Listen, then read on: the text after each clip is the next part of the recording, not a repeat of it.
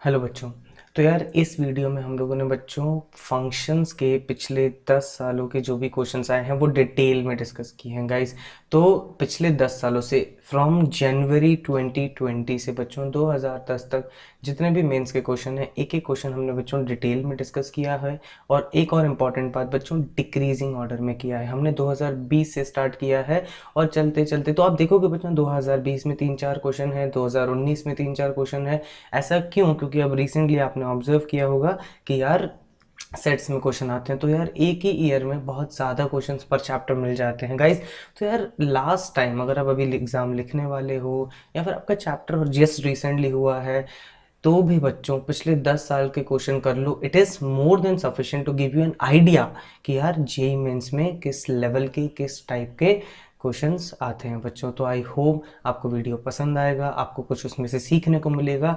और अगर बच्चों पसंद आता है तो प्लीज़ लाइक एंड सब्सक्राइब करिएगा। तो चलो बच्चों जल्दी से हम लोग चलते हैं हमारे क्वेश्चंस की तरफ। और हाँ, एक मोस्ट इंपॉर्टेंट बात बच्चों, एक मोस्ट इंपॉर्टेंट बात, प्लीज़ अगर आपने क्वेश्चंस को एक बार सॉल्व नहीं किया है तो जैसे ही क्वेश्चन स्क्रीन पे आता है उसको पास करो, खुद से उसको एक बार अटेम्प्ट करो, फिर ही उसको सॉल्यूशन देखिएगा बच्चों। डायरेक्टली मत करिएगा, कोई भला नहीं होगा। चलो बच्चों जल्दी से हम लोग वीडियो स्टार्ट करते हैं, जल्दी से क्लास स्टार्ट करते हैं ताकि हम लोग बढ़िया बढ़िया प्रॉब्लम सॉल्व कर पाए।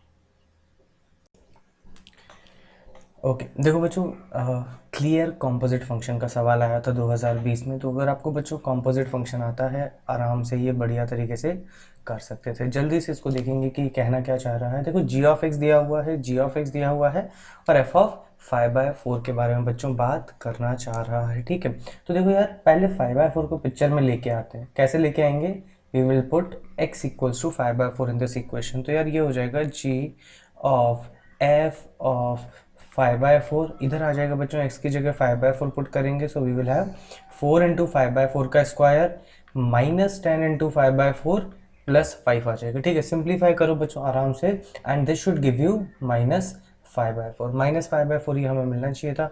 अब यार देखो यहाँ से हमें किसका वैल्यू मिल गया बच्चों? g of f of 5/4 mind it, और हमें चाहिए f ऑफ 5/4। देखो यार इसको आगे प्रोसीड करने के लिए मैं छोटा सा बच्चों सब्स्टिट्यूशन लूँगा ताकि हम लोग ये g ऑफ x का यूज़ कर पाए। देखो तो हम लोग क्या बोल सकते हैं कि सर एक काम करते हैं, t इक्वल्स टू हम लोग f ऑफ 5/4 ले लेते हैं। अगर मुझे t मिल गया तो एक्चुअली में बच्चों मेरा आंसर आ जाएगा। तो इसको अगर हमने बोला बच्चों ये हो गया, अगर t f ऑफ 5/4 है तो this will become g of t, this will become g of t। तो इसका मतलब है g ऑफ t हमें दिया हुआ है कितना? -5/4। अब जरा इधर आ जाओ, तो अगर मैं यहाँ पे लिखना चाहता g ऑफ t तो g ऑफ t कितना हो जाता बच्चों?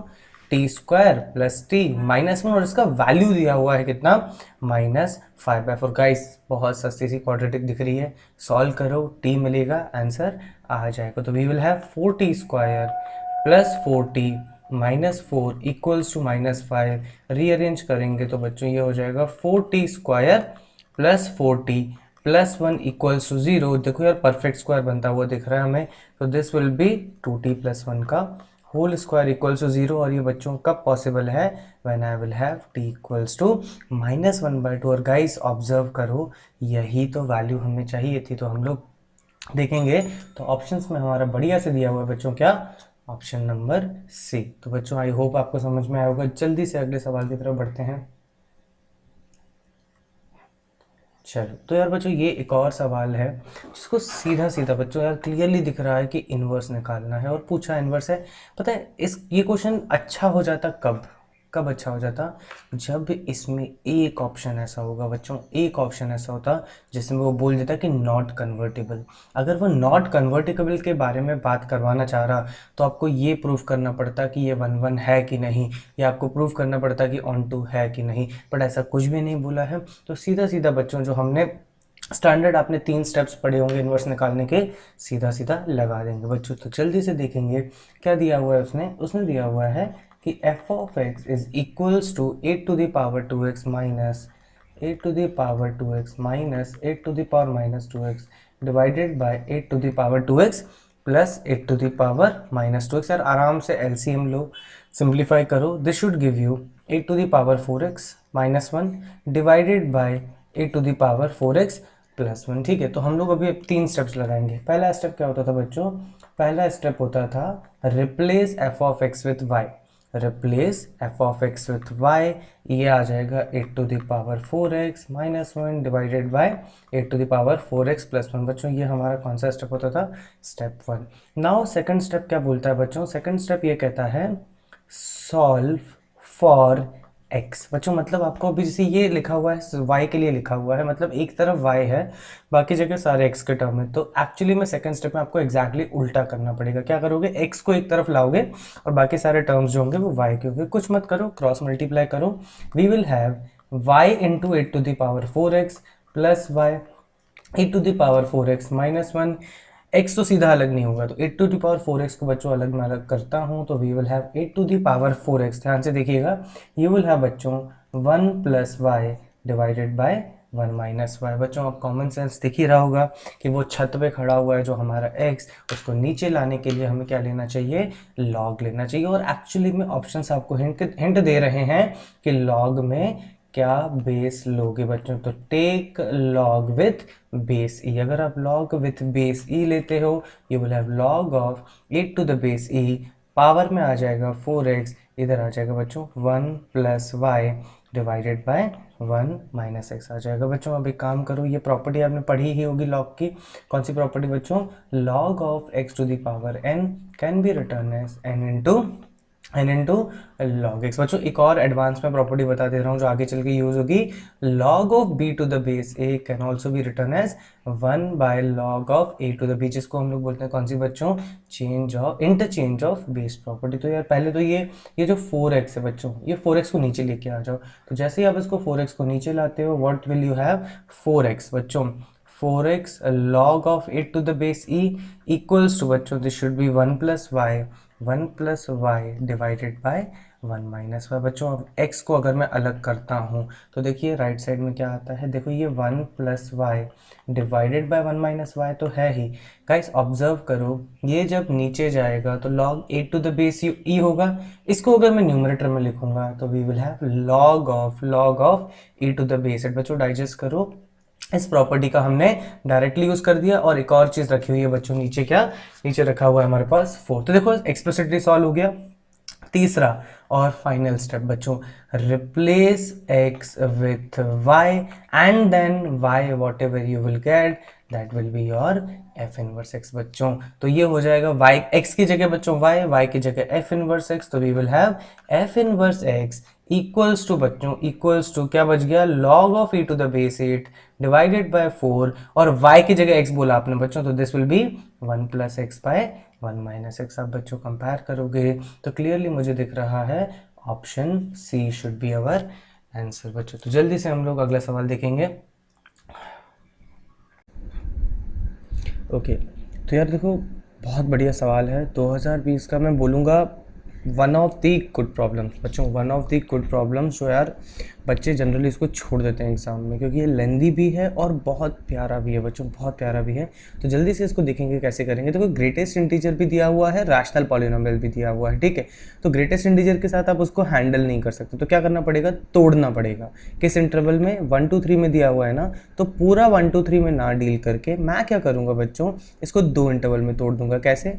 मैं बोलूँगा सर आप एक काम करो, 1 से 2 में तोड़ दो। पहले तो 1 से 2 में तोड़ दो और उस इंटरवल में ग्रेटेस्ट इंटीजर हो जाएगा 1।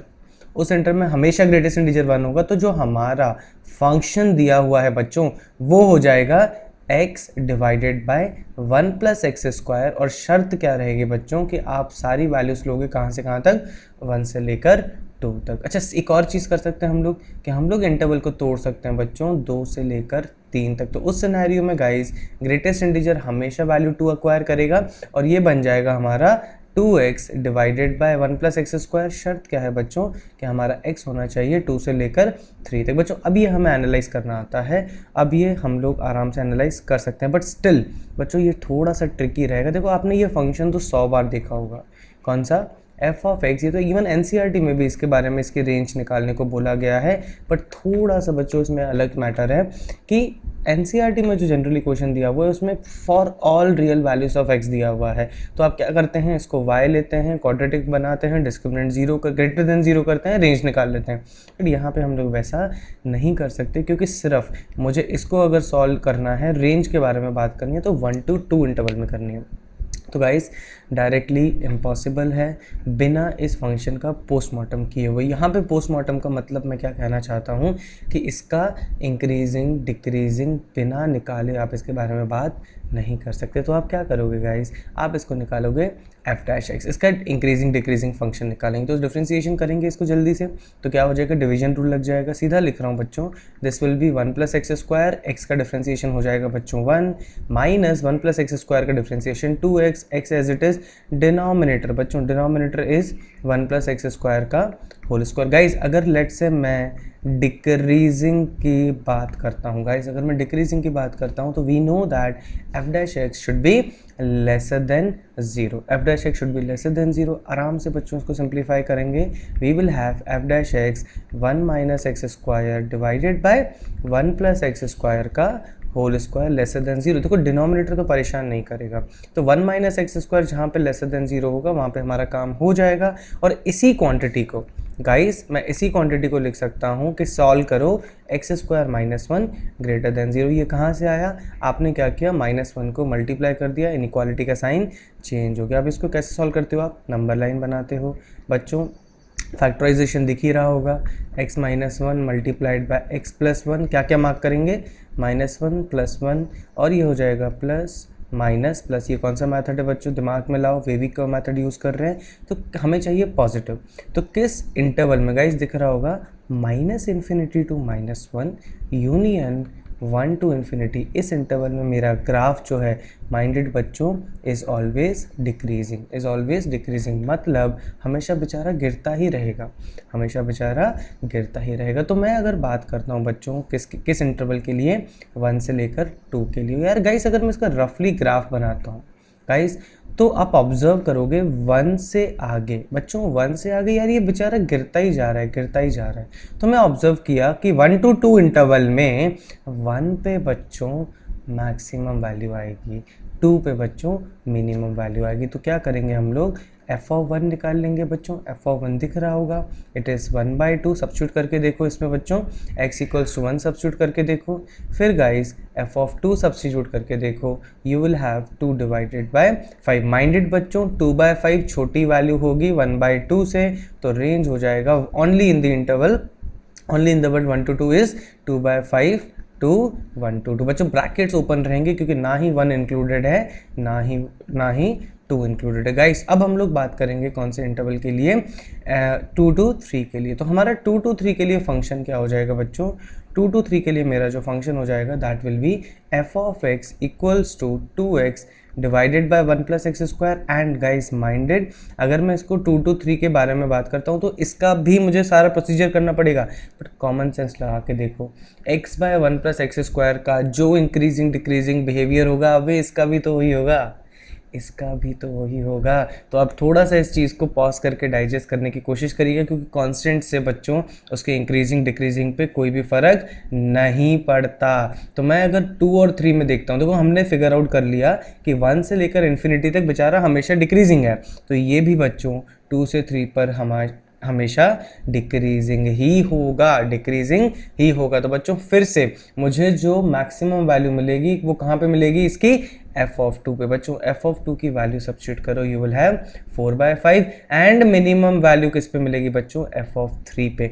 f(3) कितना होगा बच्चों, f(3) आप सब्स्टिट्यूट करके देखोगे, इट शुड गिव यू 3/5 बच्चों। तो इस इंटरवल में जो मेरी रेंज होगी, देखो f(3) छोटा है तो इट विल बी फ्रॉम 3/5 बच्चों, ध्यान से देखिएगा, टू 4/5। एंड माइंडेड बच्चों 2 मेरा इंक्लूडेड था, तो f(2) जो है वो इंक्लूडेड होगा एंड f(3) जो है बच्चों वो एक्सक्लूडेड होगा। तो गाइस मेरा आंसर क्या आ जाएगा, मेरा आंसर आ जाएगा बच्चों 2/5 से लेकर 1/2, ये 1 to 2 हमारा इंटरवल आ गया, यूनियन बच्चों 3/5 to 4/5 यूनियन बच्चों 3/5 टू 4/5। तो गाइस आप देख ही पा रहे होंगे कि हमारा अगर इसको चेक करें तो एग्जैक्टली मैच करता है 2/5 टू 1/2 यूनियन 3/5 टू 4/5 बच्चों। तो ये हमारा आंसर हो जाएगा ऑप्शन बी। बहुत प्यारा सवाल था बच्चों, थोड़ा सा मैं सजेस्ट करूँगा इसको अच्छे से डीप एनालिसिस करिए, क्योंकि यहाँ पे बच्चों जनरली बच्चे मात खा जाते हैं। यहाँ पे पता है क्या करेंगे बच्चे, y लेके टिपिकल रैशनल पॉलिनोमियल सॉल्व कर लेंगे और वहाँ पे बैठ जाएंगे, तो हमारा आंसर नहीं आएगा। तो बच्चों आई होप आपको अच्छा लगा होगा। जल्दी से हम लोग इसको आगे बढ़ते हैं। ओके तो बच्चों बहुत ही सिंपल सवाल है यार, ये तो स्टैंडर्ड अपना एनसीईआरटी का सवाल है। इसको देख के लग सकता है कि जो लास्ट 2020 का हमने रेंज का सवाल किया था उसके जैसा है, बट बिल्कुल भी वैसा नहीं है, क्योंकि ऑल रियल नंबर्स के लिए बोला है। तो ये तो टिपिकल हम लोग डिस्कस करते हैं कि यार इसका रेंज कैसे निकाला जाए। एफ ऑफ एक्स को बोल दो y बच्चों, and you will have x by 1 + x²। यार अंडरलाइन लॉजिक क्या होता है बच्चों, अगर यहाँ पे x रियल होगा, अंडरलाइन लॉजिक की बात कर रहे हैं, तो y रियल होगा। तो ये कंडीशन को यूज़ कैसे करेंगे, आप इसको क्रॉस मल्टीप्लाई कर देते हैं। क्रॉस मल्टीप्लाई करके क्या होता है, y + yx² = x, क्वाड्रेटिक बढ़िया से बन जाती है। You will have x² y - x plus y equals to 0। अब बच्चों देखो यार, x अगर रियल होगा तो y भी रियल होगा, और x के रियल की कंडीशन यहाँ पे कैसे निकालेंगे, आप ऑब्जर्व करो, this is a quadratic in x, this is a quadratic in x। तो अगर मुझे x रियल चाहिए तो I have to make sure discriminant is greater than equals to 0।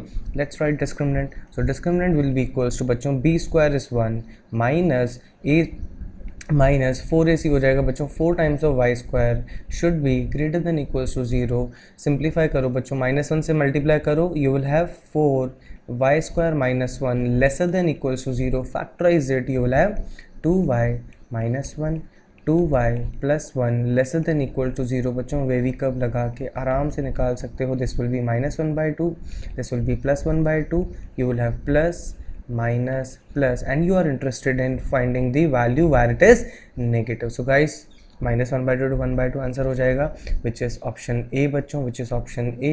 आराम से बच्चों डाइजेस्ट करो, ये क्लासिकल एनसीईआरटी का सवाल है। बिना टाइम वेस्ट किए जल्दी से हम लोग आगे बढ़ते हैं बच्चों। ओके तो बच्चों बहुत प्यारा सवाल है। दो इम्पॉर्टेंट कॉन्सेप्ट्स आपसे चेक करवाना चाह रहा है कि how well you know the composite function, and आप पीस वाइज फंक्शन को कितने अच्छे तरीके से हैंडल कर पाते हैं बच्चों। तो देखो यार, इसने दो फंक्शन दिए हैं, एक एफ ऑफ एक्स दिया है और उसको तोड़ दिया है कि फॉर ऑड फंक्शन के लिए अलग बिहेव करेगा, इवन के लिए अलग बिहेव करेगा, और जी ऑफ एन को इनडायरेक्टली ऑड इवन में ही दिया है। बट यार आपको वो खुद थोड़ा सोचना था कि जैसे ये -1 की पावर n है, तो बच्चों इसको आप फिर से तोड़ सकते थे। कैसे कि आप जी ऑफ n को बच्चों पहला केस बना दो कि यार ये जब ऑड होगा, जब ये ऑड होगा, ठीक है, तो जब ये ऑड होगा तो -1 की पावर ऑड -1 होगी, -1 × -1 बच्चों ये एक्चुअली हो जाएगा +1। एंड सिमिलरली अगर मेरे पास n इवन होता बच्चों तो आपका एज इट इज़ -1 होना चाहिए था। तो यार देखो फिर से हम लोगों ने जी ऑफ एन को भी तोड़ दिया, एफ ऑफ एन उसने दिया हुआ है। अब थोड़ा सा आसान हो जाएगा कॉम्पोजिट फंक्शन इसका बनाना। तो यार देखो फिर से जब एनालाइज करोगे ना, तो ऑड के लिए अलग करोगे, इवन के लिए अलग करोगे। तो पहले मैं बच्चों किसके लिए करता हूँ, n = इवन, तो ले लेते हैं लेट्स से n = 2k, और अगर इवन है तो k will take all the values from 1 2 3 4 and so on बच्चों। तो स्टार्ट करेंगे, किसकी बात कर रहा है, f of g of 2k, f of g of 2k। अब देखो यार पहले g ऑफ 2k की बात करते हैं। 2k is an even number, तो g के अंदर अगर आप इवन नंबर डालोगे सो you will be taking this function into consideration, और 2k की जगह रिप्लेस कर दोगे बच्चों, ध्यान से सुनना, n की जगह रिप्लेस कर दोगे आप क्या, 2k। So you will have नीचे लिख रहे हैं बच्चों, g of 2k will be equals to n - 1, but in place of n you will have 2k, so you can replace g of 2k as 2k - 1। now you are f of having 2k - 1, f के अंदर odd value डाल रहे हैं बच्चों, तो now you will select this function and n की जगह बच्चों क्या रिप्लेस करोगे आप, 2k। So what we will have 2k - 1 + 1 divided by 2। Simplify करेंगे, you will have only k, guys this is for, or simply what we got, f of g of 2k is equals to k. बच्चों ये हमें simply एक relation मिल गया कि जब आप even value डालोगे ना तो बाहर आपका के निकल के आ जाएगा। अब एक काम करो, एनालाइज करो किसके लिए, ऑड के लिए। तेजी से करेंगे बच्चों। अगर ऑड लिया आपने तो this will B 2k minus 1, फिर से आ जाएगा k 1 से लेकर पूरा 2 3 4 सारी वैल्यूज आप ले सकते हो।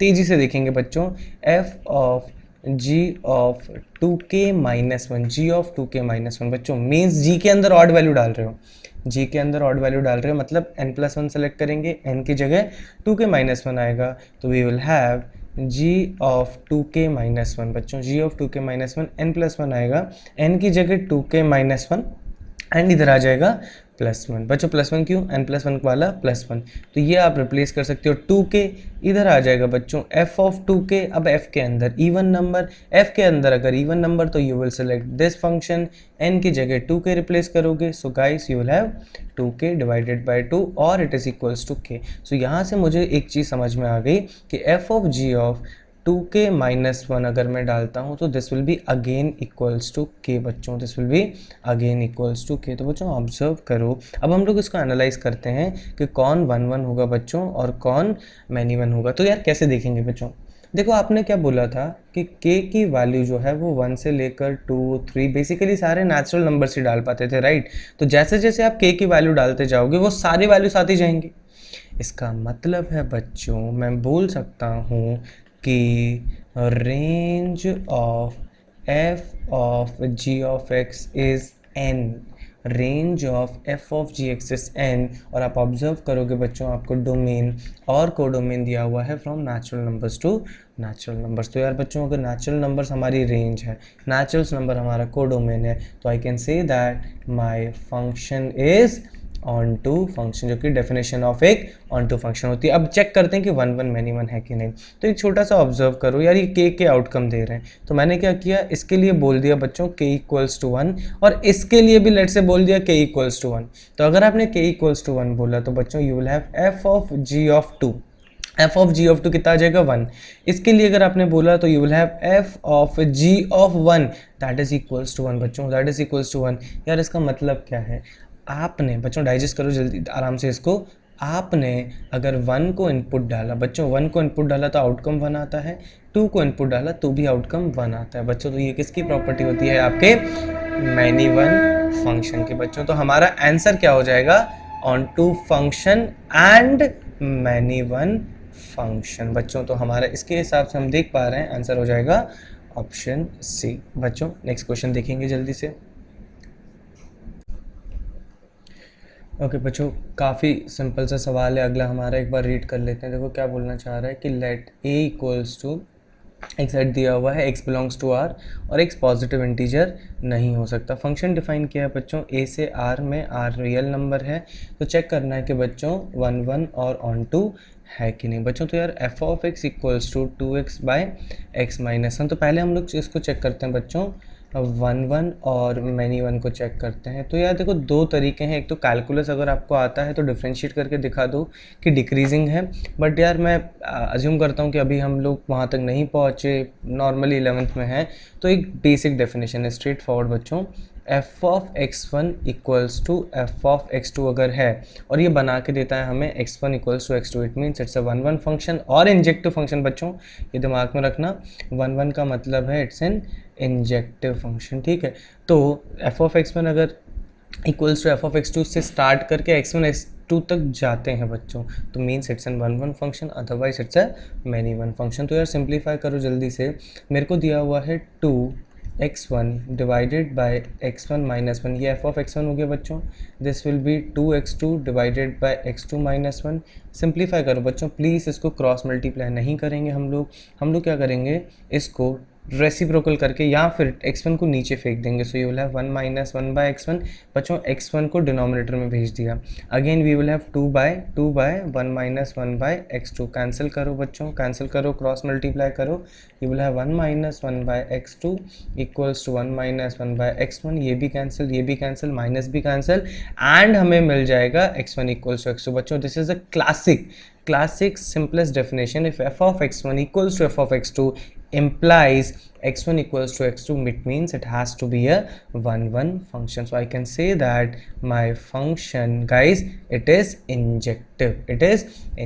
अब यार चेक करते हैं कि ये हमारा ऑन टू है कि नहीं बच्चों। सर्जेक्टिव का यहाँ पे मतलब होता है ऑन टू है कि नहीं। तो यार कॉमन सेंस से देखो बच्चों, आपने बोला है कि मेरे डोमेन में आपका पॉजिटिव नॉट इंटीजर, मतलब x is not a positive integer. अब एक बात बताओ यार मुझे कि अगर मैंने x को बच्चों लेट से 5 ले लिया, x को मैंने 5 ले लिया, तो मेरे पास क्या आ गया बच्चों, मेरे पास आ गया f of 5 is equals to, आप सिंप्लीफाई करो, 10/4 इक्वल्स टू 5/2। 5/2 रियल नंबर है राइट, 5/2 रियल नंबर है, but it does not belong to the range, it does not belong to the codomain बच्चों, बिकॉज कोडोमेन जो हमें दिया हुआ है, codomain is equals to all real numbers. तो यार ये इसमें नहीं आता है, तो वो सारी वैल्यूज छूट जाएंगी बच्चों जिसमें आप x को इनपुट पॉजिटिव इंटीजर लेंगे। तो डेफिनेटली बच्चों range will not be equals to, cannot be equals to codomain बच्चों, cannot be equals to codomain, hence बच्चों my function will be injective but not surjective. बच्चों सर्जेक्टिव का मतलब clear होना चाहिए, it means we are talking about an onto to फंक्शन। तो बच्चों आप ऑब्जर्व करोगे कि हमारा आंसर जो हो जाएगा injective but not subjective, which is option C बच्चों, which is option C.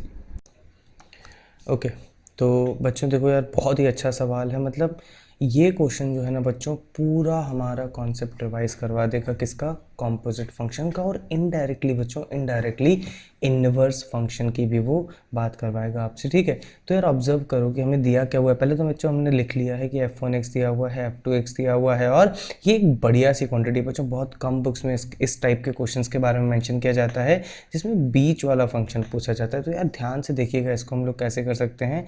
I guess guys ये हमारा f2 दिया हुआ है, ठीक है, तो इसको पहले उठा लो गाइस, इसको पहले उठा लो। तो यार देखो इसको अगर मैं f2 को डील करना चाहता हूँ, जो कि यार ये बहुत सारे वाहियात से कॉम्पोजिट है, और मोस्ट इंपॉर्टेंटली जे नहीं पता, तो हम लोग इसको लिख सकते थे गाइस जे टाइम्स ऑफ, और जे ऑफ x1 f1x, और बच्चों f2 का इन्वर्स करके उधर भेज दो। बच्चों इसको डाइजेस्ट करो जल्दी से, अगर मैं f2 का इन्वर्स राइट साइड में भेजता हूँ तो यहाँ से f2 हट जाएगा, और ये f2 इन्वर्स f3x। बच्चों अगर ये हमने वैल्यू निकाल ली ना तो हमारा काम हो जाएगा बच्चों, हमारा काम हो जाएगा ना। ऑब्जर्व कि f2 इन्वर्स पहले कैसे निकालते हैं। तो बच्चों स्टेप हमने पीछे वाले क्वेश्चंस में भी देखी थी कि अगर मुझे f2x का इन्वर्स निकालना है, तो let's say f2x is 1 - x। पहला स्टेप बच्चों आप इसको लिखोगे y equals to 1 - x, then you will solve explicitly for x, so x equals to 1 - y, and बच्चों x को रिप्लेस करोगे y, एंड y को रिप्लेस करोगे x, और जो ये आपका y है that will be my friends f2 inverse x। और यार देखो एक्चुअली में ये दोनों सेम, मतलब इनवर्स भी सेम ही फंक्शन है, तो आप इसको इस पर ज़्यादा फोकस नहीं करेंगे हम लोग। अब हमसे पूछा गया है क्या कि हमें ये तो हम बच्चों कंफर्टेबली आता है, अब हमें f2 इनवर्स f3x चाहिए बच्चों। तो सब लोग ध्यान से देखिएगा मैं कैसे लिखता हूँ, f2 इनवर्स f3x बच्चों, इसका मतलब है जहाँ जहाँ पे x है उसकी जगह हम लोग रिप्लेस कर देंगे क्या, f3x बच्चों, 1 - f3x, और f3x का वैल्यू हमें दिया हुआ है। f3x बच्चों आप देखोगे that is equals to 1/1 - x, और मेरे दोस्तों इसको सिंप्लीफाई करोगे आराम से, you will end up with x/x - 1 बच्चों। So that is equals to f2 inverse of f3x बच्चों। तो देखो ये वाली वैल्यू आ गई।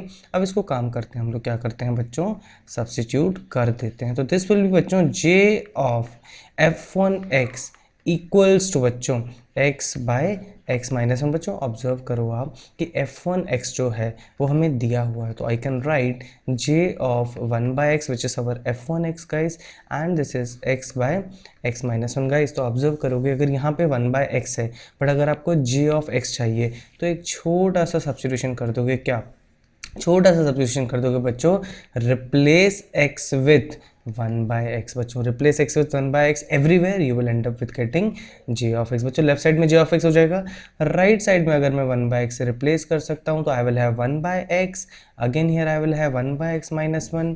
सिंप्लीफाई करेंगे गाइस तो एलसीएम लेके क्या हमारे पास बनेगा 1/1 माइनस एक्स बच्चों, 1/1 माइनस एक्स गाइस। तो आप ऑब्जर्व करोगे that is again equals to f3x। तो हम लोग बोल सकते हैं कि sir j of x is equals to f3x which is our option D बच्चों, which is our option D. जल्दी से अगली प्रॉब्लम की तरफ चलेंगे। ओके बच्चों, बहुत सिंपल सा सवाल है ये हमारा रिलेशन का, ठीक है। तो रेंज निकाल लेते हैं और उसके बाद हम लोग देखते हैं कि ये क्या बात कर रहा है, ठीक है। देखो R1 अगर आप ऑब्जर्व करोगे तो R1 का रिलेशन जो है वो मैं लिख सकता हूँ y equals to 10 minus 2x, y equals to 10 minus 2x। तो बच्चों ऑब्जर्व करो आपका जो डोमेन है that is only the natural number, that is only the natural number बच्चों। तो मैं सीधा सीधा R1 लिख दूंगा, कौन से फॉर्म में बच्चों, रोस्टर फॉर्म में। जल्दी से इसको फिनिश करेंगे। तो जब आप रोस्टर फॉर्म में लिखते हो तो आप x की वैल्यू सिर्फ नेचुरल नंबर ले सकते हो बच्चों। आप क्या बोलोगे, x belongs to natural number. तो लेट से मैंने x का वैल्यू 1 लिया बच्चों, लेट से मैंने x का वैल्यू 1 लिया, एक वैल्यू निकाल के बताते हैं, x इक्वल्स टू 1 लिया तो y आपका आ जाएगा 8 बच्चों, y आपका आ जाएगा क्या, 8 आ जाएगा, ठीक है। तो ये हो जाएगा 1 8 as one part of the relation बच्चों। अगर आपने x को 2 लिया, x को 2 लिया तो आपका आ जाएगा y 6, x को अगर आपने 3 लिया तो y आ जाएगा हमारा 4, x को अगर आपने 4 लिया तो y आ जाएगा हमारा 8 बच्चों। तो यार अब 5 नहीं ले सकते बच्चों, एक लिख के बताएंगे। अगर मैंने x को 5 लिया तो y हो जाएगा 0 जो कि नेचुरल नंबर नहीं है। और अगर आप ऑब्जर्व करोगे इससे ज़्यादा वैल्यूज लोगे ना तो y का वैल्यू आने लगेगा नेगेटिव। तो यही हमारा सिर्फ क्या हो जाएगा, R1 रिलेशन बच्चों, यही हो जाएगा हमारा R1 रिलेशन। सिमिलरली तेजी से हम लोग बच्चों R2 भी निकाल लेते हैं। R2 का रिलेशन दिया हुआ है बच्चों y equals to 10 minus x divided by 2, 10 minus x divided by 2। तो सीधा बच्चों हम लोग इसका भी रोस्टर फॉर्म लिख देंगे। देखो x को 1 नहीं ले सकते, again x belongs to guys natural number, x को 1 नहीं ले सकते, नॉन नेचुरल नंबर आ जाएगा। अब लेके देखो बच्चों, अगर x को आपने 1 लिया तो y will be equals to what, 9/2 बच्चों। 9/2 does not belongs to natural number, so that can not be part of my relation. So R2 में फिर हम लोग लेंगे x को 2 बच्चों। x को अगर मैंने 2 लिया तो आपका y का वैल्यू आ जाएगा बच्चों 4। फिर अगर आप देखो तो x को 3 नहीं ले पाओगे, x को अगर आप 4 लेते हो तो यहाँ पे आ जाएगा आपके पास 3। सिमिलरली आप चेक कर सकते हैं, x को अगर मैं 6 लेता हूँ तो ये आ जाएगा हमारे पास बच्चों कितना, 6 10 माइनस 6 ये आ जाएगा 2। 8 लेते हैं तो ये आ जाएगा 1। फिर से बच्चों अगर आप 10 लेते हो, अगर मैं x को 10 लेता हूँ y बन जाता है 0 जो कि नेचुरल नंबर नहीं है, जो कि नेचुरल नंबर नहीं है। और इससे बड़ी वैल्यूज लोगे तो हो जाएगा negative. So this is our relation R2 in the roster form बच्चों, इन दी रोस्टर फॉर्म। तो ऑप्शन ए और बी की बात कर रहा है। तो अगर वो रेंज की बात कर रहा है बच्चों, तो रेंज क्या होता है, all the elements which are used from the Y, which are used from the Y set और this one second set. Okay, तो मैं इसकी रेंज क्या लिखूंगा बच्चों, आप देख पाएंगे ये मैंने गलती कर दी बच्चों, यहाँ पे 4 comma should have been 4 comma what 2, जो should be 4 comma 2। So you will have guys 2 4 6 8, this should be our range set बच्चों, this should be our range set for R1। And अगर मैं इसकी रेंज बच्चों लिखना चाहता हूँ, that should be range set 1 2 3 4, range 1 2 3 4। यहाँ बच्चों क्लियरली दिख रहा है कि माई ऑप्शन बी बच्चों, my option B is the answer. C और डी भी हम लोग आराम से चेक करते हैं कि वेदर दे आर सिमेट्रिक और वेदर दे आर ट्रांजिस्टर बच्चों। तो ज़्यादा डिफिकल्ट सवाल नहीं था, बेसिक सवाल था। जल्दी से हम लोग आगे बढ़ते हैं।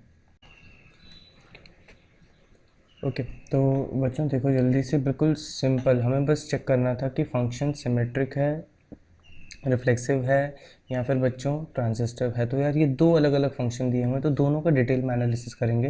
तो आप देख ही पा रहे होंगे मैंने लिख लिया है बच्चों R1 और R2। और बच्चों यहाँ पे relation defined on set A का मतलब एक बार समझ लो, it means that it is defined from A to A। और A जो होगा आपका बच्चों सेट दिया हुआ है A B and C। तो पहले हम लोग चेक करते हैं किसको, रिफ्लेक्सिव को बच्चों की पहले हम लोग चेक करते हैं रिफ्लेक्सिव को। रिफ्लेक्सिव का मतलब है बच्चों, if there is an element in a set, अगर ये ए है, then a comma a should be part of the relation, b comma b should be part of the relation, c comma c should be part of the relation. Guys can I see that a comma a is there in this relation, b comma b is there in this relation, and c comma c is there in this relation. So I can say that yes, this is reflexive, this is reflexive. Now let's check about symmetric बच्चों। तो symmetric की अगर मैं बात करूं तो symmetric का एक बार डेफिनेशन लिख देते हैं।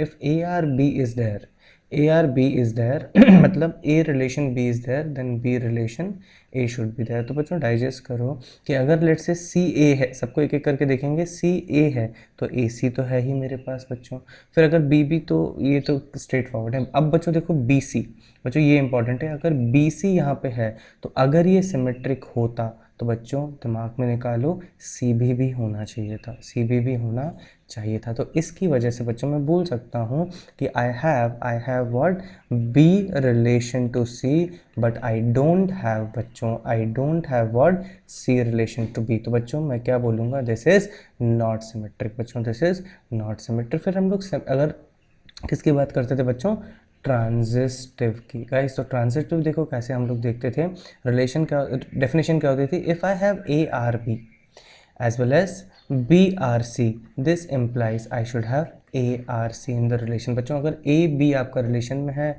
B C आपका रिलेशन में है, तो बच्चों ARC भी आपका रिलेशन में होना चाहिए बच्चों। तो देखो अगर मैं R1 की बात करता हूँ, अगर मैं इसकी ट्रांजिस्टिव प्रॉपर्टी की बात करता हूँ बच्चों, देखो अगर C A है तो A से स्टार्टेड होने वाला बच्चों AC है, ए से स्टार्ट होने वाला ए सी है। और अगर आप ऑब्जर्व करोगे देन हमारे पास बच्चों सी कॉमा सी बी है, ठीक है। सिमिलरली बी बी का तो कुछ चेक ही नहीं कर सकते।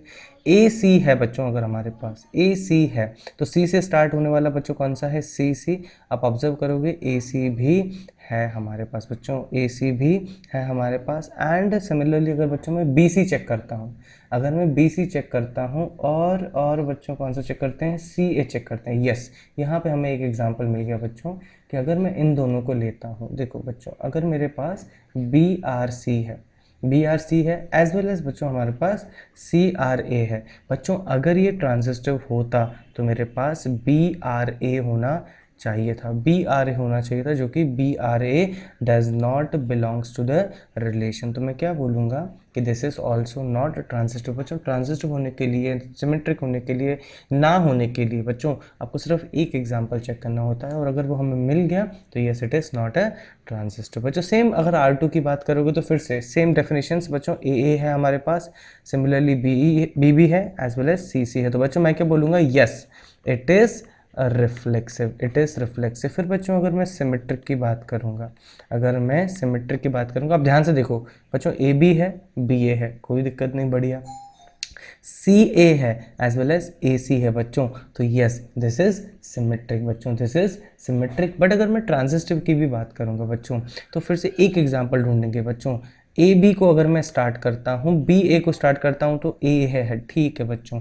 फिर अगर मैं इसको स्टार्ट करता हूँ, किसको, लेट्स से इसको स्टार्ट करते हैं बच्चों, सी ए को अगर हम लेते हैं, यस आप ऑब्जर्व करोगे बच्चों, अगर आप सी ए को लेते हैं एंड ए बी को लेते हैं, एग्जाम्पल अगर मैं ट्रांजिस्टिव को बात करता हूँ बच्चों, तो देखो सी रिलेशन आर है, सी रिलेशन ए है हमारे पास, कौन सा, ये।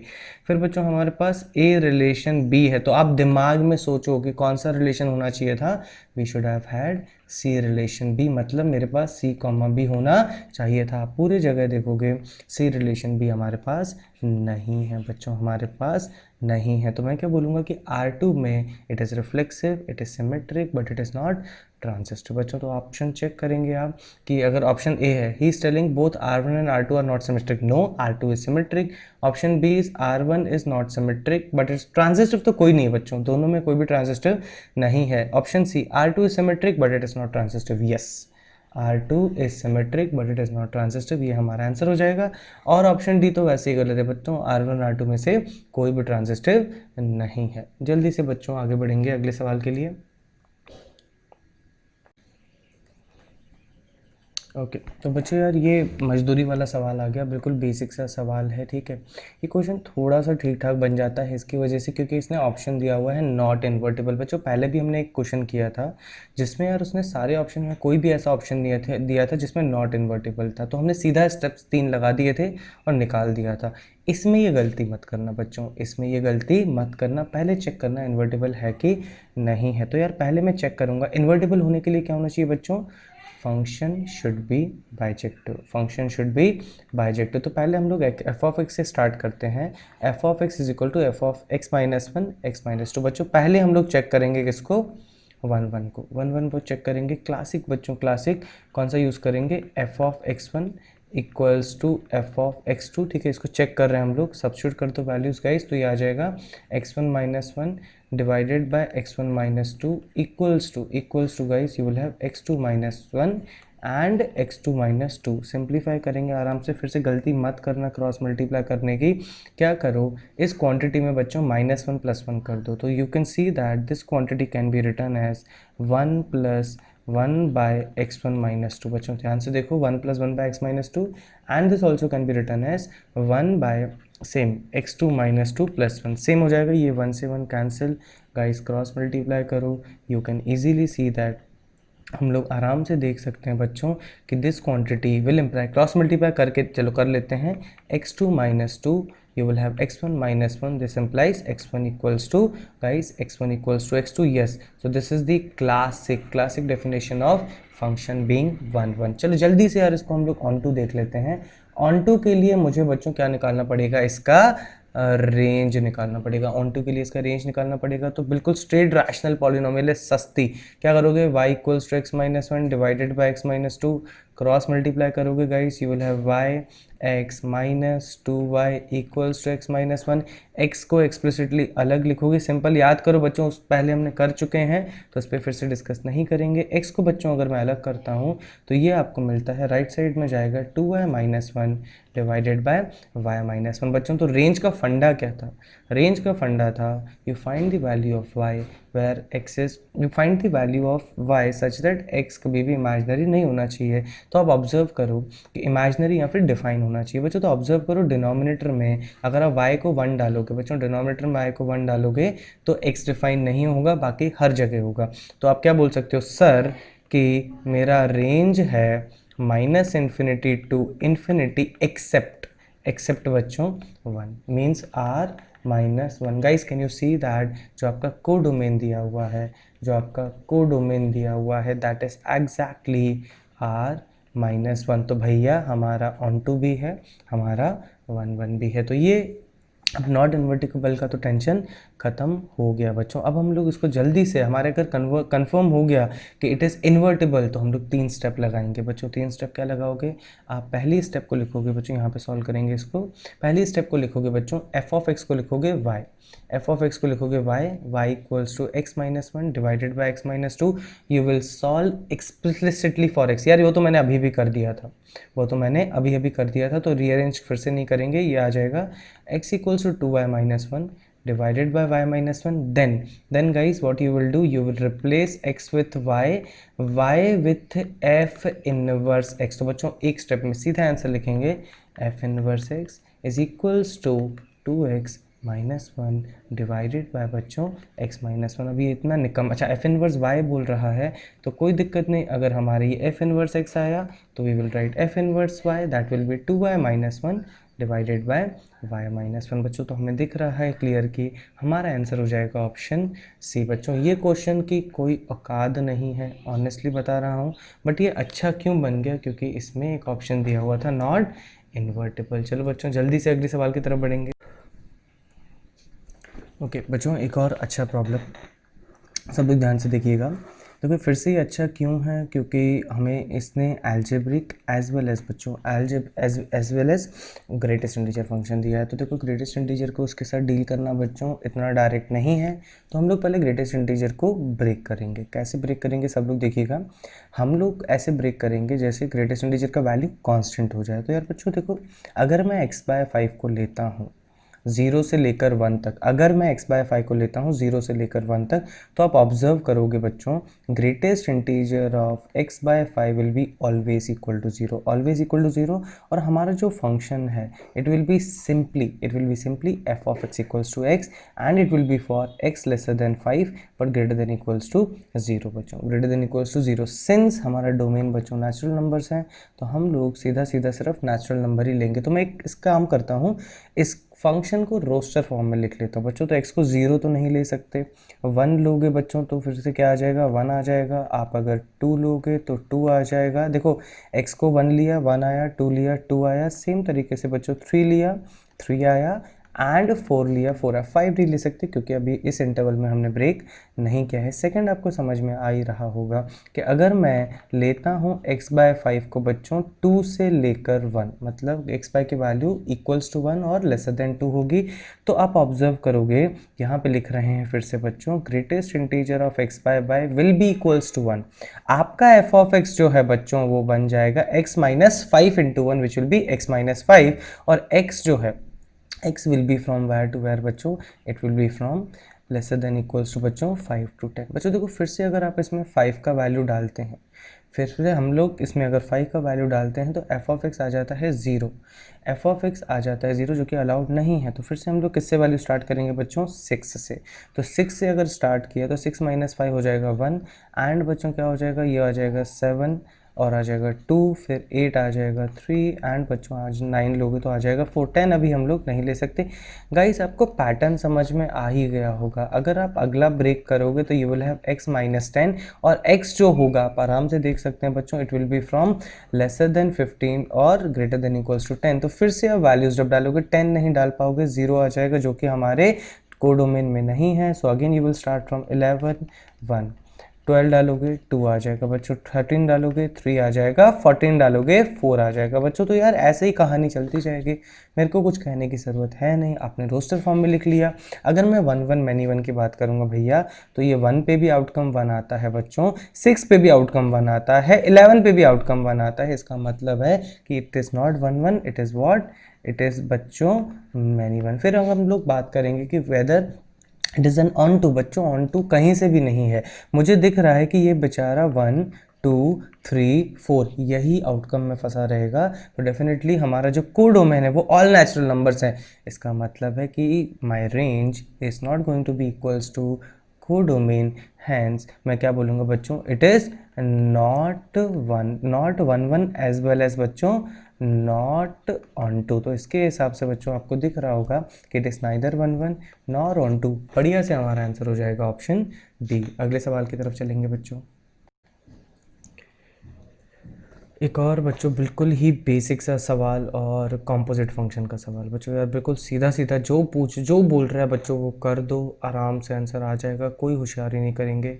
क्या बोल रहा है बच्चों कि f ऑफ x दिया हुआ है, g ऑफ x दिया हुआ है, और मुझे बोल रहा है कि आप एक काम करो, पहले f of x g x निकालो और उसको इक्वेट कर दो x के साथ और सीधा सीधा x निकालो। कुछ भी नहीं करना बच्चों, बिल्कुल रद्दड़ सा सवाल है, 1 मिनट में फिनिश करेंगे बच्चों इसको। तो अगर आप f ऑफ जी एक्स लिखते हो बच्चों, तो अगर मैं ऑब्ज़र्व करूं जहाँ जहाँ पे बच्चों, जहाँ जहाँ पे f ऑफ x में मेरा x है उसकी जगह रिप्लेस कर दूंगा किसको बच्चों, g ऑफ x को। तो बच्चों ऑब्जर्व करोगे this will be 2 to the power 10 बच्चों, 2 टू द पावर 10। x की जगह रिप्लेस कर दोगे क्या, g ऑफ x प्लस 1। कुछ नहीं किया हमने बच्चों, f ऑफ x में x की जगह g ऑफ x को रिप्लेस किया। फिर आप क्या करोगे, g ऑफ x को रिप्लेस कर दोगे in terms of x। So 2 to the power 10 तो बच्चों पहले से था ही मेरे पास। अब g ऑफ x को लिखूंगा बच्चों 3 to the power 10 multiplied by x -1 और ये हो जाएगा बच्चों +1। अब यार ये जो पूरी क्वांटिटी है गाइस ऑब्जर्व करो, ये जो पूरी क्वांटिटी है ये बोल रहा है कि इसको इक्वेट करो किसके साथ, x के साथ, और x को सॉल्व कर दो। कुछ मत करो बच्चों, x को अलग कर देंगे तो ये क्या हो जाएगा 2 to the power 10 3 to the power 10 multiplied by x -2 to the power 10 और +1 इक्वल्स टू x को अलग करते हैं गाइस तो हमारे पास क्या आ जाता है, ध्यान से देखिएगा। x को अगर आप अलग करोगे तो you will have 1 -2 to the power 10। इसको बेचारे को राइट साइड में अगर मैंने भेजा, I will have 1 -2 to the power 10 multiplied by बच्चों multiplied by 3 to the power 10। अब x का वैल्यू अगर मुझे लिखना है that will be 1 2 to the power 10 divided by बच्चों 1 minus 2 to the power 10 into 3 to the power 10 है। यार देखो ऑब्जर्व करो, न्यूमरेटर में उसने क्या बोला है बच्चों, न्यूमरेटर में वो 2 की पावर 10 नहीं चाहता, 2 की पावर -10 चाहता है। तो यार कोई दिक्कत नहीं है, डिवाइड कर दो किससे बच्चों, 2 की पावर 10 से, in numerator as well as denominator बच्चों। तो उससे क्या होगा, x का वैल्यू बच्चों 1 को अगर 2 की पावर 10 से डिवाइड करोगे तो यू विल हैव 2 की पावर -10, 2 की पावर -10 -1 डिवाइडेड बाय बच्चों फिर से 1 को 2 की पावर 10 से डिवाइड किया, यू विल हैव 2 की पावर -10 और माइनस ये बेचारा तो बच्चों कट गया देखो, and it will be 1 and we will be left with 3 to the power 10। फिर से मैच नहीं हो रहा बच्चों, मेरे को दिख रहा है कि अगर मैं इसको माइनस से मल्टीप्लाई कर दूं न्यूमरेटर और डिनोमिनेटर से दोनों को, तो what we will have 1 minus 2 की पावर -10 डिवाइडेड बाय 3 की पावर 10 माइनस 2 की पावर-10। कुछ नहीं किया बच्चों, हमने क्या किया, -1 से मल्टीप्लाई किया न्यूमरेटर में एज वेल एज बच्चों डिनोमिनेटर में। तो आप कंपेयर करोगे कि हमारा जो आंसर हो जाएगा दैट शुड बी बच्चों option D, that should B option D. जल्दी लिखेंगे एंड आगे बढ़ेंगे। ओके बच्चों, तो ये एक्सप्रेशन यार बार बार ही आता जा रहा है, ये 2017 का है, 2019 में भी वो बात हुई थी इसकी प्रॉब्लम की, और 2020 में तो और ही अच्छा आया था। हमने देखा है बच्चों इस फंक्शन को कैसे एनालाइज करते हैं, बट इसमें दो चीज़ें चेक करनी है, एक 1 है कि नहीं, और बच्चों इसकी रेंज क्या -1/2 के बराबर है या नहीं। तो अगर आपको बच्चों याद हो, अभी अभी थोड़ी देर पहले हमने डिस्कस किया था इसकी रेंज के बारे में, और इसकी रेंज निकाली भी थी बच्चों हमने। तो मैं उसको उस रिज़ल्ट को यूज़ कर देता हूँ, चाहो तो बच्चों पीछे जाके आप उसको एक बार फिर से देख लो। इसकी रेंज आती थी एग्जैक्टली जो उसने दिया हुआ है, -1/2 से लेकर 1/2 तक बच्चों। तो कोडोमेन और रेंज के बराबर है, तो डेफिनेटली मेरा जो ये गिवन फंक्शन है for given domain and codomain, मैं क्या बोलूँगा, इट इज़ व्हाट बच्चों सर्जेक्टिव और बच्चों ऑन टू फंक्शन। तो 1 के लिए कैसे चेक करेंगे बच्चों, फिर से आप इंक्रीजिंग डिक्रीजिंग ग्राफ बना के कर सकते हैं, बट क्लासिक मेथड से यार कंफर्म करेंगे, f(x1) और f(x2) से स्टार्ट करेंगे बच्चों। तो उससे अगर आप स्टार्ट करते हो, याद है अगर आपको f(x1) f(x2) देता है क्या, x1 = x2, अगर ओनली ये कंडीशन देता है तो 1 है, नहीं तो नहीं है। तो ध्यान से देखिएगा कैसे करेंगे बच्चों, we will have x1 divided by 1 + x1 square, x2 divided by 1 + x2 square. बच्चों इसमें हमारे पास क्रॉस मल्टीप्लाई करने के अलावा कोई ऑप्शन नहीं बचता, क्रॉस मल्टीप्लाई करेंगे, we will have x1 + x1 × x2 square, ये हो जाएगा x2 + x1 स्क्वायर × x2। एक तरफ सबको एक तरफ लेके जाइएगा, सो यू विल हैव बच्चों x1 - x2, और we will have x1 x2 का स्क्वायर -x1 स्क्वायर × x2। बच्चों इसको सिंप्लीफाई करेंगे, आप ऑब्जर्व करोगे यहाँ पे मेरे पास बचता है x1 - x2। ओके, अगर इन दोनों में से बच्चों if I take common -x1 x2, बच्चों इन दोनों में से if I take common -x1 and x2, so you can see that हमारे पास अंदर फिर से बचेगा x1 - x2, आराम से देख सकते हैं। फिर हम इसको अगर फैक्टराइज करते हैं तो we will have x1 - x2 multiplied by बच्चों 1 - x1 x2 = 0। Now observe this very carefully.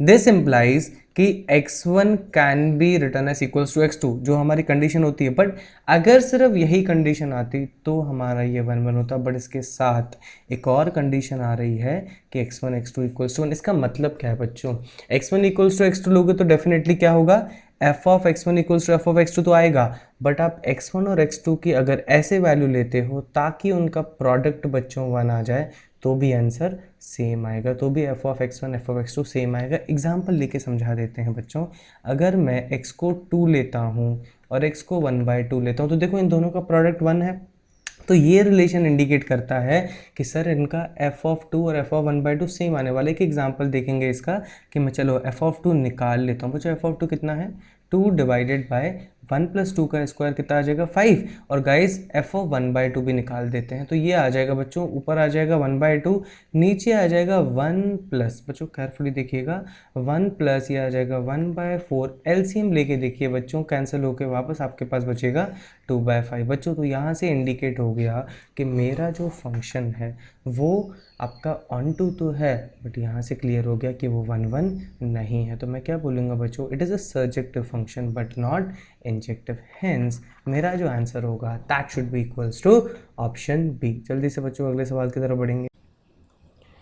Okay बच्चों, ये थोड़ा सा अलग सवाल काफ़ी टाइम के बाद आया है यार। इतनी देर से कंपोजिट इनवर्स डोमेन रेंज इन्हीं के बारे में बात हो रही थी। ये थोड़ा सा अलग सवाल है बच्चों, ध्यान से देखेंगे। ये तो यार जिसने भी जेई की तैयारी करी है ना बच्चों, आई एम प्रिटी श्योर ये एक्सप्रेशन देखा है। तो ये चैलेंज नहीं था बच्चों, ये चैलेंज नहीं था कि इसको यूज़ करके, सब लोग देखिएगा, इसको यूज़ करके आप एफ ऑफ एक्स कैसे निकालें, ये सब ने किया होगा। मैं भी अच्छे से बता रहा हूँ बच्चों थोड़ी देर में। ये बस है जो हमें सोचना था। एफ ऑफ एक्स अगर आप निकाल लो, उसके बाद एफ ऑफ माइनस एक्स निकाल लो, उसको इक्वेट करो। इक्वेट करने के बाद वो मांग रहा है बच्चों एक्स की वैल्यूज़। जितनी एक्स की वैल्यूज़ आएंगी उतने हमारे आंसर्स होंगे। एक आती है तो बी ऑप्शन, नहीं आती है तो ए ऑप्शन। तो यहाँ पे जो ऑप्शंस का है वो मीनिंग हमारा ये रहेगा। अब जल्दी से बच्चों बिल्कुल स्ट्रेट फॉरवर्ड मेथड जो हमारा रहता है इन टाइप की इक्वेशन को सॉल्व करने का देख लेते हैं बच्चों। तो ये क्या हो जाएगा, सब लोग देखिएगा। इसको हम लोग करते थे बच्चों, x को 1/x से रिप्लेस कर लेते थे, तो ये बन जाता था हमारा f ऑफ 1/x। गाइज ये हो जाएगा हमारा 1/x की जगह x, और यहाँ पे आराम से मिल जाता था हमें 3/x। गाइज तो अब हम लोग क्या करेंगे, f ऑफ 1/x को एलिमिनेट करने की कोशिश करेंगे। तो एक काम करो, मल्टीप्लाई बाय 2 कर दो सेकंड इक्वेशन में। ये आप आराम से कर सकते हैं। 2 f ऑफ 1/x हो जाएगा, ये बच्चों हो जाएगा 4/x, ये हो जाएगा 6/x। अब एक काम करेंगे गाइज, इन दोनों इक्वेशन को सब्ट्रैक्ट कर देंगे। तो यार देखो 2f of x, 2f of 1/x, sorry 2f of 1/x दोनों कैंसिल हो गए। 4f of x minus f of x, बच्चों क्या बचा हमारे पास, this should give me 3 times of f of x। And बच्चों 6/x माइनस 3x हो जाएगा आपका as it is 6/x minus 3x। एक लास्ट और सिंप्लीफाई कर दो, 3 को डिवाइड कर दो, you will have 2/x and minus x। बच्चों this is the value of, where it is, this is the value of f of x। अब similarly मैं क्या कर सकता हूँ बच्चों, f ऑफ माइनस एक्स निकाल सकता हूँ। What is the value of f of minus x, भैया x की जगह माइनस एक्स को रिप्लेस कर दो, you will have minus 2/x। दूसरा हो जाएगा माइनस माइनस प्लस एक्स आ जाएगा, माइनस माइनस प्लस एक्स हो जाएगा। एक काम करो, now equate them, f of x equals to f of minus x. तो बच्चों ये आ जाएगा 2/x माइनस एक्स, ये आ जाएगा बच्चों माइनस 2/x प्लस एक्स। एक तरफ भेज दो बच्चों, तो ये आ जाएगा इधर 4/x, ये बच्चों इधर जाएगा, you will have 2x and simplify करोगे you will have x square equals to 2 और x equals to plus minus √2। तो clearly we can see that it x is not equal to 0, yes acceptable, and how many values are there, 2 values। तो guys, so our answer will be contains exactly 2 elements, one element is minus √2, another element is plus √2। बच्चों straight forward सवाल था, जल्दी आगे बढ़ेंगे।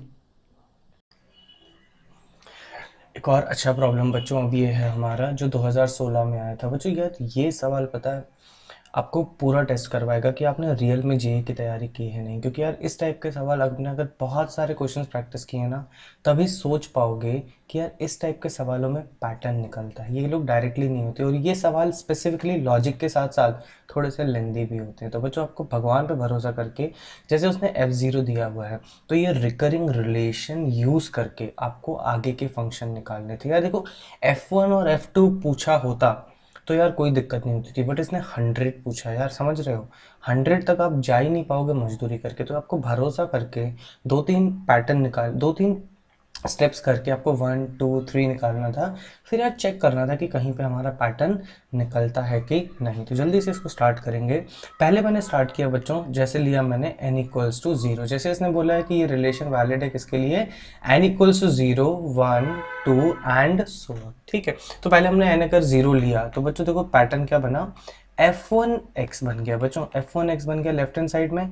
इधर आ गया f0 of f0x बच्चों, f0 ऑफ f0x। तो यार क्या करोगे, इस x के अंदर पहले फिर से f0x डाल दोगे, सो you will have 1/1 minus guys f0x। अब सब्स्टिट्यूट कर दो f0x को, you will have 1/1 minus f0x क्या था बच्चों, 1/1 माइनस x। आप एलसीएम लेके चेक करेंगे तो क्या मिलेगा आपको, 1 माइनस x कैंसिल, ऊपर आ जाएगा बच्चों x, तो you will have x minus 1/x। आराम से देखो, तो ये हमारा f1x आ गया, ये हमारा f1x आ गया। सेम तरीके से अगर बच्चों n इक्वल्स टू 1 डालता, मेरे को मिल जाता था बच्चों f2x मिलेगा इधर, और इधर मेरे पास बचेगा f0 ऑफ f1x। अब आप क्या करोगे बच्चों, 1/1 माइनस f1x निकालोगे, सब्स्टिट्यूट करेंगे वैल्यू f1x की, सो ये विल हैव 1/1 माइनस, ध्यान दीजिएगा, we will have x minus 1/x। बच्चों x माइनस 1/x अगर आप करोगे तो ये इधर जाएगा, ये हमारा कैंसिल हो जाएगा, and you will have only बच्चों x, you will have only x। अब यार एक और आगे स्टेप करते हैं ना तो आपका काम हो जाता था। जैसे अगर आपने n इक्वल्स टू 2 डाला तो n इक्वल्स टू 2 हो जाएगा बच्चों f(3x), f(3x) मिलेगा आपको, f(0) तो वहीं रहेगा, ये हो जाएगा f2x। और अगर मैं इसमें वैल्यू डालता हूँ किसकी बच्चों, आपकी f2x की f(0x) में, तो ये है 1/1 माइनस f2x इक्वल्स टू बच्चों f2x। और f2x तो हमारा बढ़िया से सस्ता क्या था बच्चों, x था। ये है हमारा की पॉइंट बच्चों, हमने देख लिया कि यार f3x जो है वो f0x के बराबर है। इसका मतलब समझो बच्चों, इसके आगे अगर तुम करने जाओगे ना, वापस बच्चों, वापस जब आपने लेट से n इक्वल्स टू 3 डाला होता था तो कॉमन सेंस से ये हो जाता हमारा f0 f3x। बच्चों फिर से अगर आप f3x को 1/1 माइनस x डालोगे, you know what, you will end up with f2x। ऐसे ही बच्चों कहानी बढ़ती जाएगी, आपके रिपीट होते जाएंगे। तो पैटर्न लिख रहा हूँ बच्चों, यू विल हैव f0। बच्चों f0 जो होगा वो हमने प्रूफ किया किसके बराबर है, f3 के। फिर f1 जो है बच्चों, जो f1 होगा वो किसके बराबर, 1 सेकंड बच्चों, ये हमारा f2 नहीं होगा, that will come again f1x। आप कैलकुलेशन चेक कर लीजिएगा, f1 जो होगा बच्चों वो f4 के बराबर होगा, एंड अगेंस्ट f2 जो होगा बच्चों f5 के बराबर होगा। ऐसे ही कहानी चलती जाएगी बच्चों। तो 0 3 6 9 सारे बच्चों सेम होंगे, 1 4 7 सारे सेम होंगे, एंड f2 f5 f8 सारे सेम होंगे बच्चों। तो जो जो मुझे वैल्यू चाहिए वो मैं निकालने की कोशिश करता हूँ बच्चों। तो देखिए मेरे पास क्या था, आप ऑब्जर्व करोगे f1 f2 तो है हमारे पास। अब f100 बच्चों आप ऑब्जर्व करोगे, 0 3 6 जाएगा 99 पे, 1 4 7 जाके रुकेगा बच्चों f100x पे। तो टेक्निकली बच्चों, टेक्निकली जो है f100x किसके बराबर है, f1x के बराबर है। तो बताएं मैं क्या बोलूँगा कि सर अगर आपने हमसे पूछा है किसका वैल्यू बच्चों, f100 को मैं बोल दूंगा किसको बच्चों, सर वो बराबर है f1 के। और f1 देखो हमने लिखा हुआ है बच्चों, f1 इज दिस, f1 में अगर इसकी वैल्यू डालोगे 3, सो you will have 3 minus 1/2 by 3, you will have by 2/3। फिर तो सिंपल हो गया बच्चों। फिर आपने अगर f1 2/3 निकाला, f1 2/3 क्या करोगे बच्चों, फिर से इसमें आप 2/3 का वैल्यू डाल दोगे, you will have 2/3 minus 1 divided by 2/3। Simplify करो, ये आ जाएगा आपके पास 2 minus 3 minus 1/2। And last value बच्चों, जो उसने लास्ट वैल्यू मांगी है कौन सी, last value is nothing but f2 of 3/2। तो f2 बच्चों क्या था हमारा, अरे ये तो बहुत बढ़िया x ही है, so this will be again equals to 3/2। तो बच्चों ये हो जाएगा 1 बोलेंगे, इसको बोल देंगे 2, इसको बोल देंगे 3। टेक्निकली बच्चों इन तीनों को ऐड करोगे तो हमारा आंसर आ जाना चाहिए। तो बच्चों आंसर क्या आना चाहिए, देखो हमारे पास पहला क्या था 2/3, then we have guys minus 1/2, and then we have 3/2। Simplify करो बच्चों, LCM आ जाएगा 6, this will be equals to 4, this will be 3, again बच्चों this will be equals to what, 9। so 4 plus 9 13 minus 3, you will have 10/6, or you can say is 5/3 बच्चों। तो हमारा answer होना चाहिए था ऑप्शन बी, विच इज 5/3 बच्चों। बहुत प्यारा सवाल है, बहुत सारी प्रैक्टिस करने के बाद ही कॉन्फिडेंस आता है कि हम लोग इस टाइप के सवाल को एग्जाम में कर पाएंगे। आई होप आपको समझ में आया होगा। जल्दी बच्चों अगले सवाल की तरफ चलेंगे। ओके बच्चों, ये तो अपना पीएनसी का सवाल आ गया और बहुत बेसिक सवाल है बच्चों। देखो क्या दिया हुआ है कि A and B are having 2 sets containing 4 and 2 element respectively. तो एन ऑफ ए हो जाएगा 4, एन ऑफ बी हो जाएगा 2। अब वो बोल रहा है कि then the number of subsets A cross B. बच्चों नंबर ऑफ सबसेट्स अगर सीधा पूछा होता तो फॉर्मूला होता है हमारा, बट अगर बोल रहा है कि हैविंग एटलीस्ट 3 एलिमेंट्स, बच्चों हैविंग एटलीस्ट 3 एलिमेंट्स, तो इसको हम लोग कैसे करेंगे, ध्यान से देखिएगा। हमारा जो पहले नंबर ऑफ सबसेट्स निकालना होता था, ठीक है, तो ए क्रॉस बी अगर मैं निकालता हूँ बच्चों, तो आपको याद होगा कि अगर ये m एलिमेंट्स हैं, ये n एलिमेंट्स हैं, तो n of a cross b will have how many elements guys, m into n elements. तो यहाँ पे आराम से बच्चों 8 एलिमेंट्स आ जाते थे बच्चों, अगर कोई रिस्ट्रिक्शन नहीं होती, कोई भी रिस्ट्रिक्शन नहीं होती, तो सबसेट्स टोटल जो होते वो होते थे बच्चों 2 की पावर 8, वो होते थे बच्चों 2 की पावर 8, जो कि हमें अच्छे से याद होगा, its value is equals to 256। But इसमें से हमें वैल्यू सब्स्टिट्यूट करनी पड़ेगी, क्यों? क्योंकि उसने बोला है कि we should have at least 3 elements in our set. तो यार पता है मैं वो सारे सब्ट्रैक्ट कर दूंगा सबसेट्स पॉसिबल जिसमें आपके 3 से कम एलिमेंट है। तो बच्चों मैं क्या बोलूँगा, सबसेट्स हैविंग वन एलिमेंट। बच्चों 1 एलिमेंट, ध्यान से देखिएगा 1 एलिमेंट के कितने होंगे। तो टोटल देखो यार ए क्रॉस बी में कितने एलिमेंट्स है आपके पास, 8 एलिमेंट थे। लेट से वो 8 एलिमेंट क्या थे बच्चों, E1 E2 से लेकर E8 तक। बच्चों तो ऐसे कितने सबसेट्स बना पाओगे जिसमें बच्चों एक एलिमेंट? तो यार सिंपल सा दिख रहा है, number of ways to select 1 element out of 8 will be 8C1, जिसका हो जाएगा बच्चों 8। फिर अगर मैं बोलूँगा कि subsets having how many elements बच्चों, 2 एलिमेंट्स अगर मैं बोलता हूँ तो इन 8 में से 2 के पेयर बनाने। बच्चों straightforward, number of ways to select 2 elements और 2 objects out of 8 distinct objects will be 8C2 बच्चों आराम से लिख सकते हैं 8 into 7/2 which should give us 28 बच्चों। एंड एक ऐसा सेट होगा बच्चों जिसमें सबसेट्स हैविंग 0 एलिमेंट्स। बच्चों 0 एलिमेंट्स कितने होंगे याद है, नल सेट भी तो बन सकता है। तो नल सेट के बच्चों कितने सेट्स होंगे, एक होगा। तो रिक्वायर्ड सेट्स जो होंगे बच्चों यहाँ पे लिख रहे हैं हम लोग, required subsets will be equals to, बच्चों टोटल कितने थे हमारे पास 256 माइनस नल सेट वाला सेट माइनस 1 एलिमेंट वाला सेट माइनस बच्चों 2 एलिमेंट वाले subsets. If you subtract them you will have the answer बच्चों 219। बहुत ही बेसिक सा सवाल है। अगर आपको सिंपल परम्यूटेशन कॉम्बिनेशन आता है और आपने सेट्स का थोड़ा सा भी नॉलेज लिया है तो बच्चों ये प्रॉब्लम सबसे बनना चाहिए था बच्चों। तो हमारे हिसाब से आंसर हो जाएगा ऑप्शन ए। आगे बढ़ेंगे बच्चों। ओके बच्चों, एक और रिलेशन का सवाल है हमारे पास 2011 का। तो देखो 2 रिलेशन दिए हुए हैं, सिंपल चेक करना है कि whether it is an equivalence और नॉट। तो बच्चों इक्विवेलेंस कब होता है, when a particular relation is reflexive, symmetric as well as बच्चों ट्रांजिस्टिव। बच्चों अगर रिफ्लेक्सिव की आप बात करते हो means ARA should belongs to the relation, और मैं बोल सकता हूँ ए। तो अगर बच्चों मैं ऑब्जर्व करूँगा ARA का मतलब क्या है, आप जब y की जगह a डालोगे, x की जगह a डालोगे, it means that should be an integer बच्चों, that should be an integer. It means that a - a जब भी आप डालते हो बच्चों आप ऑब्जर्व करोगे it will be a 0। Is this an integer? Yes बच्चों it is an integer, hence I can say that this is an reflexive relation बच्चों। बट सिमेट्रिक चेक करेंगे तो कैसे चेक करेंगे, सिमेट्रिक का क्या होता है बच्चों कि if ARB belongs to the relation, यहाँ पे रिलेशन बच्चों A दिया हुआ है, then we should have BRA belongs to the relation. तो एग्जाम्पल जैसे ले लेते हैं बच्चों, आपने बोला कि y की जगह हमने बच्चों क्या डाल दिया b, तो मैंने बोला लेट से b minus A is an integer बच्चों, b minus A is an integer. तो मुझे प्रूव करना है बच्चों, मुझे प्रूव करना है कि a minus b is also an integer. तो गाइज ऑब्जर्व करो कि b माइनस ए से अगर तुम a माइनस बी जाओगे that will be equals to simply minus i. अरे भैया अगर i इंटीजर है तो minus i also will be always an integer. तो yes, if a relation belongs to b then BRA also belongs to the relation, so I can say that guys yes this is also symmetric। Same तरीके से बच्चों क्या होता है, transitive का condition लिख रहे हैं, if A B belongs to the relation, और बच्चों ध्यान से देखिएगा B relation to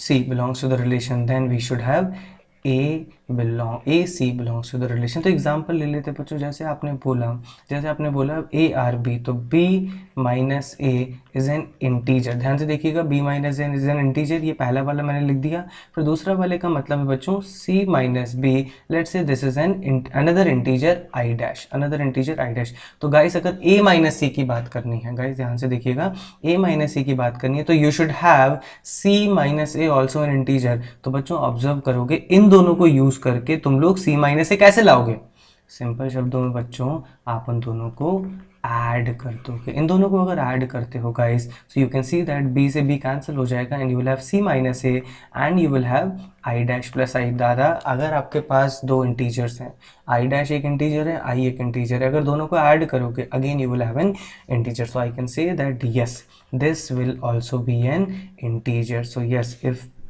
मेरे ट्रांजिस्टिव की कंडीशन सेटिस्फाई होती है तो yes it is reflexive, symmetric as well as transitive. तो बच्चों स्टेटमेंट वन जो है वो ट्रू है क्योंकि हमने प्रूव कर दिया this is N equivalence relation. बच्चों अब हम लोग कोशिश करेंगे सेकंड वाले को एनालाइज करने की एग्जैक्ट तरीके से। बच्चों अब ये कहना चाह रहा है कि x अल्फा y होगा for all real numbers such that alpha is a rational number. तो बच्चों मैं यहीं पे इसको सिंप्लीफाई करता हूँ। पहले हम लोग इसकी बात करेंगे रिफ्लेक्सिव की। रिफ्लेक्सिव के लिए क्या होगा बच्चों, a और a मतलब x भी a है y भी a है, तो जब आप इसको सब्स्टिट्यूट करोगे तो a equals to alpha a आ जाएगा। बच्चों a equals to alpha a आ जाएगा। आप ऑब्जर्व करोगे अल्फा इक्वल्स टू 1 के लिए ये सेटिस्फाई है। Yes 1 is it a rational number, yes बच्चों। तो yes I can say that ये हमारा रिफ्लेक्सिव तो है बच्चों, रिफ्लेक्सिव तो है। बट जब मैं इसको सिमेट्रिक के लिए चेक करता हूँ बच्चों, तो एक छोटा सा एग्जाम्पल ले लेते हैं बच्चों। जैसे मैंने बोला कि मैं चेक करता हूँ ए आर बी। बच्चों ध्यान से देखिएगा ए आर बी, और यहाँ पे मैं वैल्यू ले लेता हूँ, ए की वैल्यू ले लेता हूँ 0 एंड बच्चों बी की वैल्यू ले लेता हूँ बच्चों क्या 1 ले लेता हूँ। तो ये क्या हो गया, हमारे पास ए की वैल्यू 1 है और बी की वैल्यू 1 है, और यहाँ पे हम लोग ए आर बी का मतलब है बच्चों एक्स आर वाई। ठीक है, तो क्या हो जाएगा हमारे पास x हो जाएगा 0 और y हो जाएगा 1। सब्स्टिट्यूट करके देखेंगे बच्चों तो what we will have 0 equals to बच्चों अल्फा टाइम्स ऑफ 1। तो बच्चों ये अल्फा इक्वल टू 0 के लिए होगा, बट ये हो गया हमारा इफ। देन बच्चों we should have b are a और y r x also in the relation for same किसके लिए बच्चों 0 1 के लिए। अब इस सिचुएशन में बच्चों मेरा x क्या हो जाएगा, x हो जाएगा 1, y हो जाएगा 0। जब आप इसमें सब्स्टिट्यूट करोगे गाइस इस रिलेशन में, तो जब आप x को 1 डालोगे बच्चों तो राइट साइड में अल्फा बेचारा कुछ नहीं कर पाएगा क्योंकि y उसको 0 बना देगा। y अगर 0 बना देगा तो बच्चों अल्फा की कोई रैशनल वैल्यू नहीं आएगी।